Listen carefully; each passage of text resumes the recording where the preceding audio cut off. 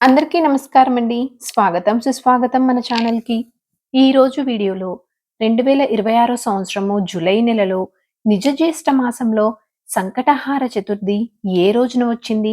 July 3న చేసుకోవాలా? 4న చేసుకోవాలా? చవితి తిథి యొక్క ప్రారంభం మరియు ముగింపు సమయం ఎప్పుడు?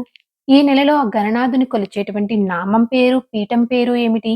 ప్రాంతాల వారీగా చంద్రోదయ సమయాలు ఎప్పుడు? పూజా సమయాలు ఏమిటి?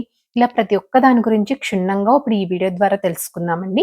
వీడియోని స్కిప్ చేయకుండా చూడడానికి ప్రయత్నం చేయండి.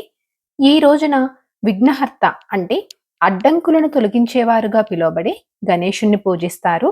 సంపన్నమైన మరియు కష్టాలు లేని జీవితం కోసము ఆయన ఆశీస్సులు కోరుకుంటారు. ఇంత విశిష్టమైనటువంటి సంకటహార చతుర్థి 2026 సంవత్సరము జూలై నెల నిజ జ్యేష్ఠ మాసంలో ఎప్పుడు జరుపుకోవాలి అంటే స్వస్తి శ్రీ చాంద్రమాన శ్రీ పరాభావ నామ సంవత్సరం నిజ జ్యేష్ఠ మాసం ఉత్తరాయణం గ్రీష్మ ఋతువు కృష్ణపక్షం చవితి తిథి ప్రారంభం జూలై 3, 2026 శుక్రవారము ఉదయం 11:20 నుంచి ప్రారంభమయ్యి జూలై 4, 2026 శనివారము మధ్యాహ్నం 12:40 వరకు చవితి తిథి ఉంటుంది.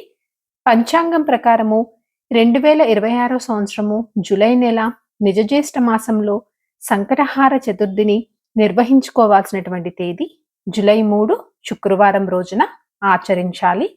ఈ రోజు నక్షత్రం శ్రవణ జూలై 3 ఉదయం 11:46 వరకు ఉంటుంది. 2026 సంవత్సరం జూలై నెలలో నిజ జ్యేష్ఠ మాసంలో ఆ గణనాథుని కొలిచేటువంటి నామం పేరు కృష్ణ పింగళ మహాగణపతి అనే నామంతో కొలవాలి. పీఠం పేరు శ్రీ శక్తి గణపతి పీఠంగా వేసుకోవాలి. ఉదయం వేళ పూజ చేసుకోవడానికి, ముడుపు కట్టుకోవడానికి శుభ సమయాలు చూసుకున్నట్లయితే జూలై 3, 2026 శుక్రవారము తెల్లవారుజామున 4:44 నుంచి ఉదయం 8:11 లోపు మీరు పూజ చేసుకోవడము, ముడుపు కట్టుకోవడము ఇలాంటివి చేసుకోవచ్చండి. ఈ సమయంలో కుదరకపోతే కనుక మరలా ఉదయం 9:04 నుంచి ఉదయం 10:30 లోపు మీరు చేసుకోవచ్చు. సాయంకాల పూజా సమయం చూసుకుంటే సాయంత్రం 5:45 నుంచి రాత్రి 8:10 వరకు మంచి సమయం అనేది ఉంది.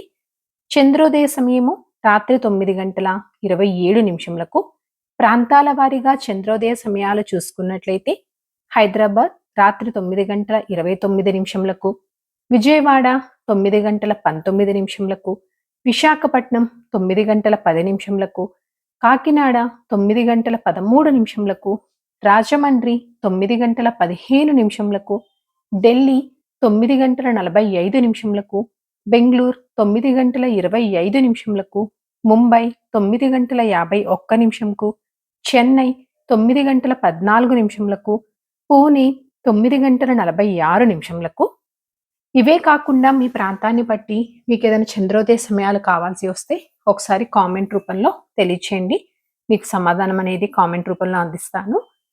ఇప్పటి వరకు ఈ వ్రతాన్ని చేయలేని వారు ఈ మాసం నుంచి ప్రారంభించవచ్చా అండి? చేసుకోవచ్చండి. ఉదయం చక్కగా తలస్నానం చేసి గణపతి పూజ అనేది చేసుకోవాలి. తప్పకుండా రోజంతా ఉపవాసం అనేది ఉండాలండి.